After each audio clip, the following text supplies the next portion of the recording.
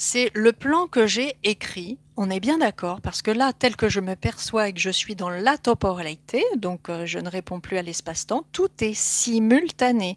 Donc toutes les phases que je vous décris là arrivent en même temps.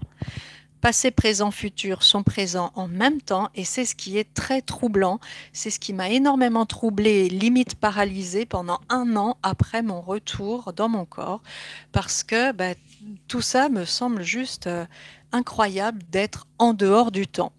Je ne pensais pas que le non-temps existait. Donc j'en ai vraiment fait l'expérience. C'est assez indicible quand même. Je l'écoutais, alors c'était que de la télépathie. Je l'écoutais, et c'était, il y avait plus d'espace-temps, hein. Ça a été interminable, comme une seconde, je ne peux pas le dire. Mais pour moi, c'est comme si le temps, c'était suspendu. Souvent, on nous demande, et moi, pour moi, je réponds parce que c'est ce que j'ai intégré, c'est que le temps de l'autre côté n'existe pas. Et si je me mettais à essayer de mettre un temps sur tout ce que j'ai fait, voilà, ça peut être d'une longueur incroyable. Alors, j'ai l'impression que même si c'est un millième de seconde, en fait, on peut être amené à vivre beaucoup de choses. Parce que du coup, ça arrive vraiment à une vitesse incroyable. C'est ça, d'ailleurs, qui met un petit peu ce côté léger, en fait, dans tout ça. Quand on dit on peut regarder à tous les endroits en même temps, mais dans la pièce, mais aussi dans l'environnement dans lequel on est, et on peut aller encore beaucoup plus loin. Donc le temps, en fait, on ne le perçoit pas comme on va le percevoir aujourd'hui, là, ici, et j'ai tendance à dire, et je me trompe peut-être, que de l'autre côté, le temps n'existe pas.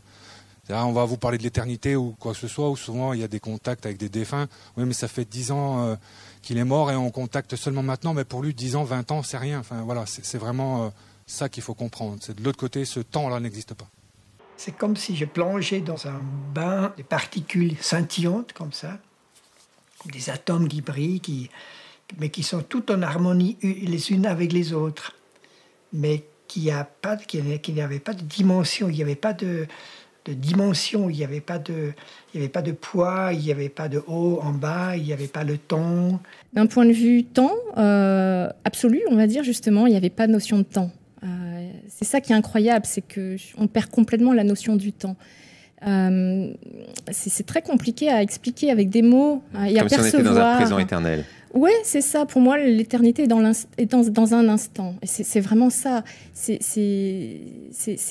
difficile de le faire, le transmettre en fait par des mots. C'est toujours pareil. Parce que les mots enferment, les mots, voilà, on met des étiquettes derrière. On a tous notre vécu, on a toute notre expérience, notre culture, etc. Et forcément,